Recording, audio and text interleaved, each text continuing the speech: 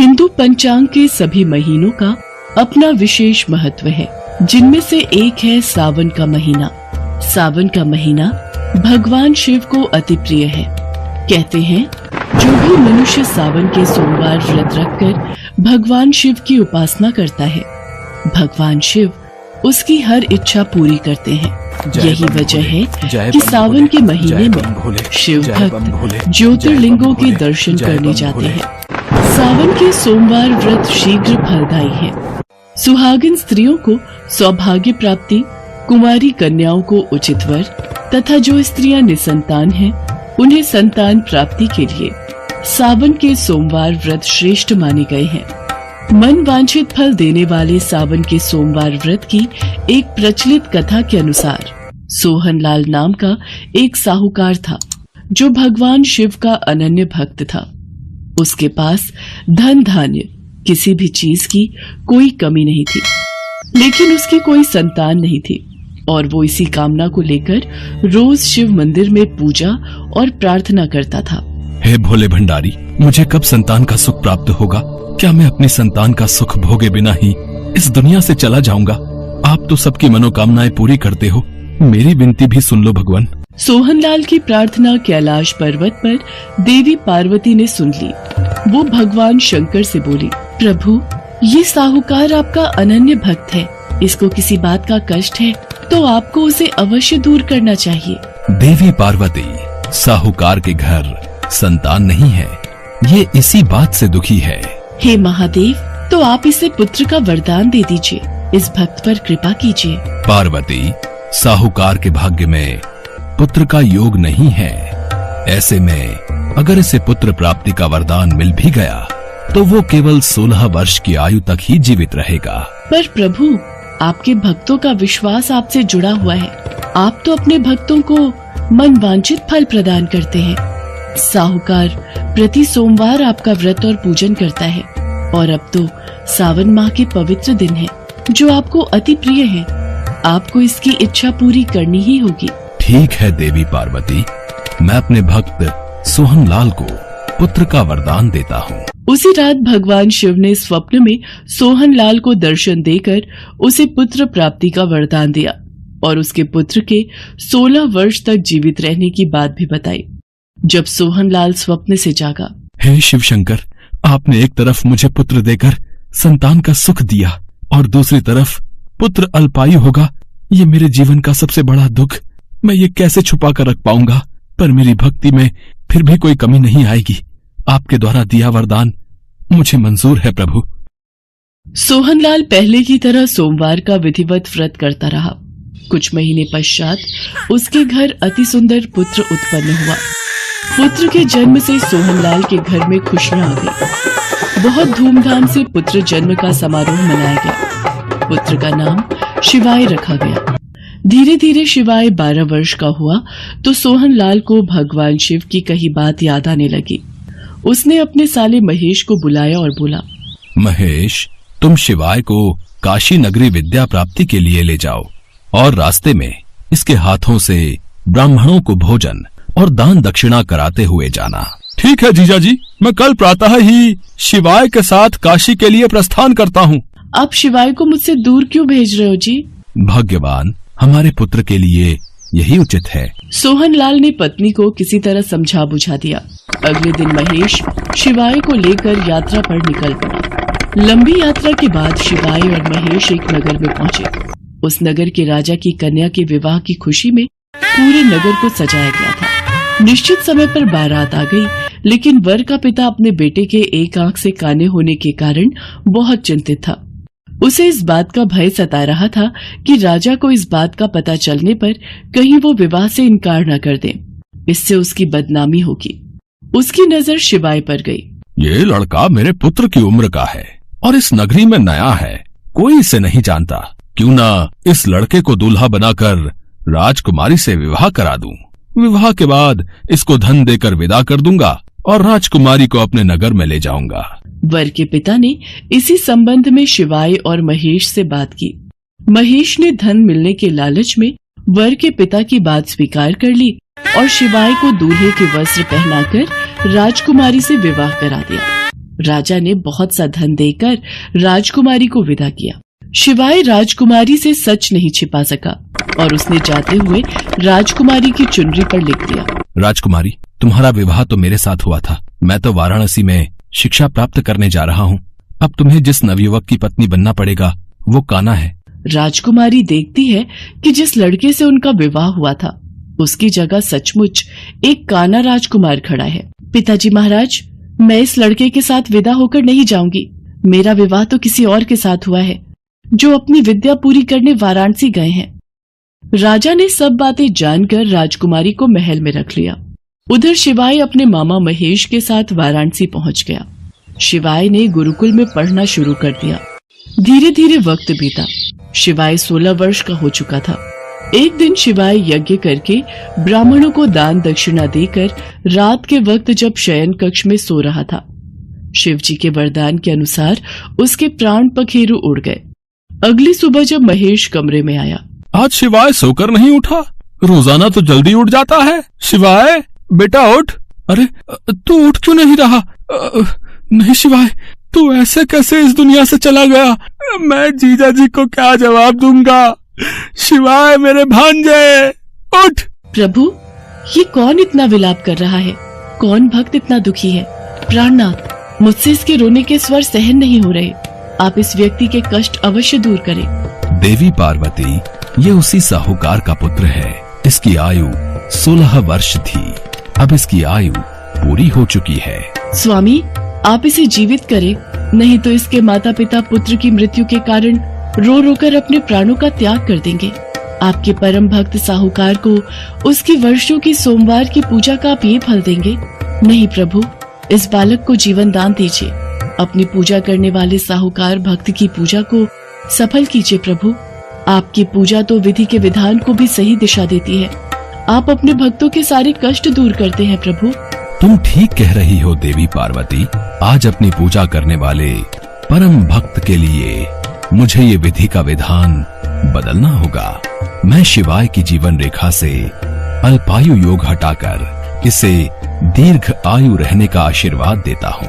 पार्वती के आग्रह करने पर भगवान शिव ने शिवाय को जीवित होने का वरदान दिया और कुछ ही पल में वो जीवित होकर उठ बैठा। शिक्षा समाप्त करके शिवाय मामा के साथ अपने नगर की ओर चल दिया।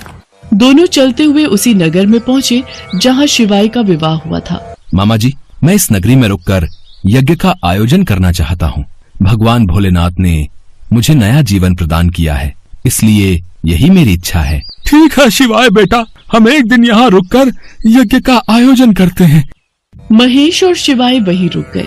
शिवाय को देखकर राजकुमारी बहुत प्रसन्न हुई। महेश और शिवाय को कुछ दिन महल में रहने का अनुरोध करके राजा ने बहुत सा धन, वस्त्र आदि देकर राजकुमारी को शिवाय के साथ विदा किया। उधर सोहनलाल अपनी पत्नी को सच बता चुका था। वे दोनों सोच चुके थे कि यदि शिवाय सकुशल नहीं लौटा तो वे दोनों भगवान शंकर के सामने अपने प्राण त्याग देंगे। पर समय पर एक सेवक ने आकर उन्हें शिवाय के लौटने की खुशखबरी दे दी। सोहनलाल और उसकी पत्नी ने अपने पुत्र और पुत्र वधू का स्वागत किया। उसी रात सोहनलाल के स्वप्न में भगवान शंकर ने दर्शन दिए। सोहनलाल, तुम मेरे प्रिय भक्त हो। मैंने तुम्हारे द्वारा किए गए सावन के सोमवार व्रत और पूजा से प्रसन्न होकर तुम्हारे पुत्र को लंबी आयु प्रदान की है। तुम्हारी पूजा और भक्ति से मैं बहुत प्रसन्न हूँ।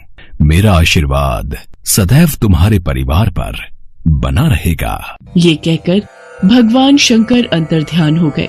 भगवान शंकर की भक्ति करते हुए सोहनलाल को मोक्ष प्राप्त हुआ। इसी प्रकार जो कोई भी सावन सोमवार का व्रत धारण करता है अथवा इस कथा को पढ़ता या सुनता है, उसके दुख दूर होकर उसकी समस्त मनोकामनाएं पूर्ण होती हैं। इससे लोक में नाना प्रकार के सुख भोग कर अंत में वो मनुष्य शिव लोक को प्राप्त होता है। एक बार माँ पार्वती और भगवान शंकर जी कैलाश पर बैठे हुए वार्तालाप कर रहे थे।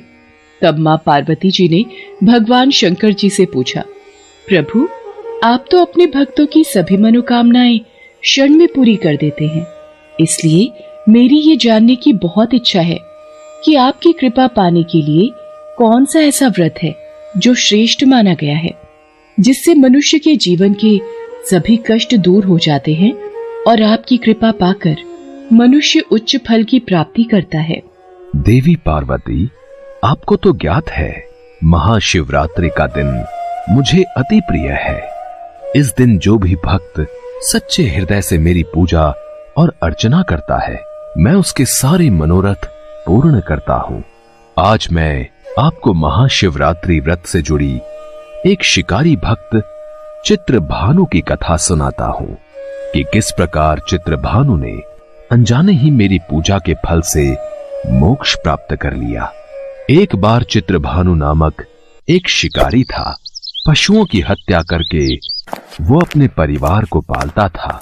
चित्रभानु ने एक साहूकार से पहले कभी ऋण लिया था, लेकिन वो समय पर साहूकार का ऋण नहीं चुका सका, जिस पर क्रोधित साहूकार ने शिकारी को बंदी गृह में डाल दिया। संयोग से उस दिन शिवरात्रि थी, तो बंदी गृह के पास से गुजर रहे शिव भक्तों के प्रवचन उसके कानों में पड़ रहे थे। चित्रभानु भी ध्यान मग्न हो गया और धार्मिक बातें सुनता रहा। संध्या होते ही साहूकार ने उसे अपने पास बुलाया। क्यों भाई चित्रभानु, है? पूरा दिन भूखे प्यासे रहकर कुछ अक्ल तो आ ही गई होगी। मेरा ऋण कब तक चुकाने का इरादा है? साहूकार जी, मुझे बस कल तक का समय और दे दो, मैं आपका सारा ऋण लौटा देने का वचन देता हूं। सिर्फ कल तक का ही समय दे रहा हूं। अगर तू अपने परिवार के साथ इसी गांव में रहना चाहता है तो कल तक मेरा सारा कर्जा चुका देना। महादेव, चित्रभानु ने तो सुबह से अन्न जल कुछ भी ग्रहण नहीं किया था, वह तो भूखा प्यासा था। हाँ देवी पार्वती, चित्रभानु को अगले दिन तक साहूकार का कर्जा चुकाना था, इसलिए वो घर नहीं गया, सीधा वहां से जंगल में शिकार के लिए निकल गया। लेकिन दिन भर बंदी गृह में भूखे प्यासे बंद रहने के कारण चित्रभानु भूख प्यास से व्याकुल था। उसने शिकार करने के लिए तालाब के किनारे बेल वृक्ष पर पड़ाव बना लिया। उसी बेल वृक्ष के नीचे शिवलिंग था, जो बेल पत्तियों से ढका हुआ था। चित्रभानु इस बात से अनजान था। पड़ाव बनाते समय चित्रभानु ने बेल वृक्ष की जो टहनियां तोड़ी, उसकी बेल पत्तियां संयोग से वृक्ष के नीचे बने शिवलिंग पर गिरती रहीं। इस प्रकार दिन भर भूखे प्यासे रहने से चित्रभानु का व्रत भी हो गया और शिवलिंग पर बेल पत्र भी चढ़ गए। मैं जानती हूँ प्रभु, ये सब आपके ही द्वारा रचाई हुई लीला है। आप अपने भक्तों की सदैव परीक्षा लेते रहते हैं ताकि उन्हें उत्तम जीवन की प्राप्ति हो।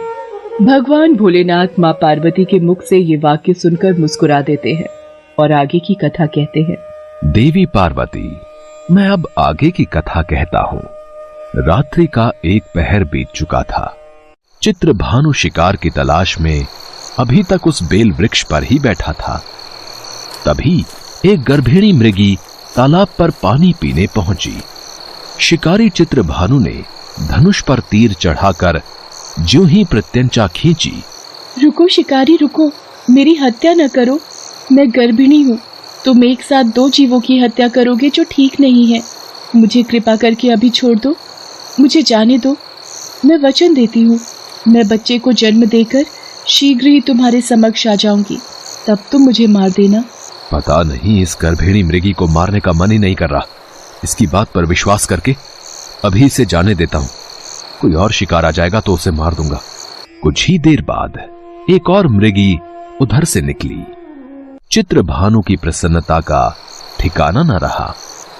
मृगी के समीप आने पर उसने धनुष पर बाण चढ़ाया। तब उसे देख मृगी ने विनम्रता पूर्वक निवेदन किया, हे पार्थी, मैं अपने पति की खोज में भटक रही हूँ। मैं अपने पति से मिलकर शीघ्र ही तुम्हारे पास आऊंगी, फिर तुम मुझे मार देना। ये मुझे क्या हो रहा है? मेरे हाथ आए शिकार को मैं स्वयं ही छोड़ रहा हूँ।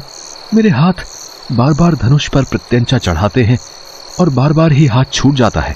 रात्रि का अंतिम पहर बीत रहा था। तभी एक अन्य मृगी अपने बच्चों के साथ उधर से निकली। इस शिकार को मैं अपने हाथों से नहीं जाने दूंगा। समय गवाए बिना इस शिकार को अपना निशाना बना लेता हूँ। हे पार्थी, मुझे जाने दो, मैं इन तीनों बच्चों को इनके पिता को सौंप कर लौट आऊंगी। सामने आए शिकार को छोड़ दूं? मैं ऐसा मूर्ख नहीं। इससे पहले मैं 2 बार अपना शिकार खो चुका हूं। मेरे बच्चे भूख प्यास से तड़प रहे होंगे। मैं तुम सबकी बातों में बहुत आ चुका। तुम सबने मुझे बहुत बना लिया। अब तुम्हें मेरा शिकार बनना ही होगा। जैसे तुम्हें अपने बच्चों की ममता सता रही है, ठीक वैसे ही मुझे भी अपने बच्चों की चिंता है। इसलिए मेरे छोटे छोटे बच्चों पर दया करो। मैं थोड़ी देर के लिए जीवन दान मांग रही हूँ। हे पार्थी, मेरा विश्वास करो। मैं इन्हें इनके पिता के पास छोड़कर तुरंत लौटने की प्रतिज्ञा करती हूँ। ठीक है, मैं तुम्हें तुम्हारे बच्चों के कारण छोड़ रहा हूँ, पर इन्हें छोड़कर तुम्हें शीघ्र ही लौटना होगा। तत्पश्चात क्या हुआ प्रभु? क्या वे तीनों मृगियां वापस लौटी? देवी पार्वती, आगे की कथा यूं इस तरह से विपरीत होती है। जब शिकार के अभाव में बेल वृक्ष पर बैठा शिकारी चित्रभानु बेल पत्र तोड़ तोड़कर नीचे फेंकता जा रहा था, पौ फटने को हुई तो एक हृष्ट पुष्ट मृग उसी रास्ते पर आया। चित्रभानु ने सोच लिया था कि इसका शिकार वो अवश्य करेगा। शिकारी की तनी प्रत्यंचा देखकर वो मृग विनीत स्वर में बोला, हे पारधी भाई, यदि तुमने मुझसे पूर्व आने वाली 3 मृगियों तथा छोटे छोटे बच्चों को मार डाला है, तो मुझे भी मारने में विलंब ना करो, ताकि मुझे उनके वियोग में एक क्षण भी दुख न सहना पड़े। मैं उन मृगियों का पति हूं। यदि तुमने उन्हें जीवन दान दिया है, तो मुझे भी कुछ क्षण का जीवन देने की कृपा करो। मैं उनसे मिलकर तुम्हारे समक्ष उपस्थित हो जाऊंगा। मृग की बात सुनते ही चित्रभानु के सामने पूरी रात का घटना चक्र घूम गया। उसने सारी कथा मृग को सुना दी। हे पार्थी, यदि तुमने मुझे मार दिया, तो मेरी तीनों पत्नियां जिस प्रकार वापस लौटकर आने के लिए प्रतिज्ञाबद्ध होकर गई हैं, वो मेरी मृत्यु से अपने धर्म का पालन नहीं कर पाएंगी। अतः जैसे तुमने उन्हें विश्वास करके छोड़ा है, वैसे ही मुझे भी जाने दो। मैं उन सब के साथ तुम्हारे सामने शीघ्र ही उपस्थित होता हूं। अनजाने ही शिवरात्रि व्रत करने, रात्रि जागरण तथा शिवलिंग पर बेलपत्र चढ़ने से शिकारी चित्रभानु का हिंसक हृदय निर्मल हो गया था। उसमें भगवत शक्ति का वास हो गया था। धनुष तथा बाण उसके हाथ से सहज ही छूट गया। प्रभु, ये सब आपकी अनुकंपा है, जो चित्रभानु जैसे हिंसक शिकारी का हृदय भी करुणा से भराया है। थोड़ी ही देर बाद वो मृग सपरिवार शिकारी के समक्ष उपस्थित हो गया, ताकि वो उनका शिकार कर सके। किंतु जंगली पशुओं की ऐसी सत्यता, सात्विकता एवं सामूहिक प्रेम भावना देखकर चित्रभानु को बड़ी ग्लानि हुई। उसके नेत्रों से आंसुओं की झड़ी लग गई। उस मृग परिवार को न मारकर चित्रभानु ने अपने कठोर हृदय को जीव हिंसा से हटा सदा के लिए कोमल एवं दयालु बना लिया। आपके महाशिवरात्रि व्रत और त्योहार में सचमुच कितनी शक्ति है, जो कि चित्रभानु जैसे एक हिंसक शिकारी की प्रवृत्ति में भी बदलाव कर सकती है। इसके पश्चात देवलोक के समस्त देवता भी भगवान भोलेनाथ और मां पार्वती पर फूलों की वर्षा करने लगे। शिकारी चित्रभानु ने बुराई का मार्ग त्याग कर अच्छाई के मार्ग को अपना लिया और मेहनत मजदूरी करके उसने साहूकार का कर्जा भी चुका दिया और खुशी खुशी भगवान भोलेनाथ की कृपा से परिवार के साथ साथ खुशी खुशी जीवन व्यतीत करने लगा। हिंदू धर्म में महाशिवरात्रि त्योहार का बहुत महत्व है। ये त्योहार फाल्गुन मास के कृष्ण पक्ष की त्रयोदशी तिथि को आता है। कहा जाता है कि इस दिन देवों के देव महादेव और मां पार्वती का विवाह हुआ था। महाशिवरात्रि के दिन भगवान शंकर की पूजा की जाती है। इस दिन मंदिरों में महापूजा का भी आयोजन होता है। सभी भक्त इस दिन मंदिर जाकर भगवान शंकर के शिवलिंग पर दूध, दही, बेलपत्री, बेर और फल फूल चढ़ाकर पूजा करते हैं। मान्यता है कि इस दिन पूजा और व्रत करने से व्यक्ति की सभी मनोकामनाएं पूरी होती हैं और भगवान शंकर और मां पार्वती का आशीर्वाद प्राप्त होता है और इनकी पूजा करने से धन, धान्य, सुख, सौभाग्य और समृद्धि में वृद्धि होती है।